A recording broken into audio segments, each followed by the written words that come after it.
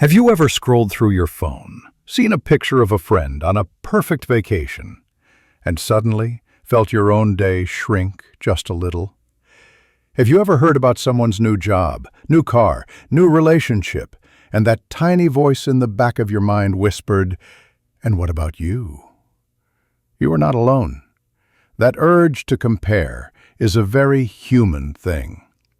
But what if I told you that this habit, this constant measuring of our own lives against others, is like drinking salt water? The more you drink, the thirstier you become. It never quenches the thirst. It only makes it worse. I remember when I first entered the monastery. I thought I had left competition behind. But one of the older monks could sit in meditation for hours, still as a mountain. And my mind was like a restless monkey. I would sit there, fidgeting, and think, I am a failure at this. He is so enlightened, and I am so not. My teacher noticed my struggle. He didn't tell me to try harder. He simply said, "The flower does not think of competing with the flower next to it. It just blooms." And in that moment, I understood. My journey was not about him. It was about me. You see, when we compare, we are always using the wrong measuring stick. We compare our behind the scenes, our struggles, our doubts, our messy realities, with everyone else's highlight reel. We see their finished painting, but we don't see the countless strokes, the mistakes painted over, the moments they wanted to crumple up the canvas and start again. And so we look at our own unfinished work, and we call it not good enough. This doesn't mean we shouldn't admire others. Inspiration is beautiful. But there is a vast canyon between inspiration and comparison. Inspiration lifts you up. Comparison tears you down. First, we must look inward. Instead of looking sideways at what others are doing, dare to look down at your own path. Are you moving forward? Are you growing?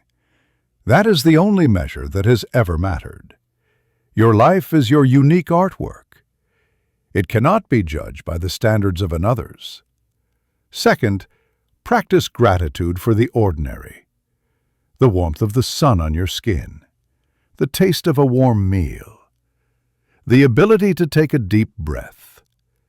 When we anchor ourselves in the simple, profound gifts of the present moment, the glittering illusions of what others have lose their power over us.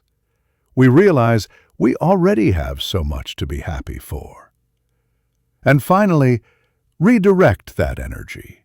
That mental energy you spend analyzing someone else's life, that is precious fuel. Imagine if you took all that energy and poured it into your own growth, into learning a new skill, nurturing a relationship, creating something only you can create. Your life would transform. The world will always show you someone who seems to have more, do more, and be more. Your peace lies not in outpacing them, but in remembering that you are running a different race, on a different track, toward a finish line that you and only you get to define.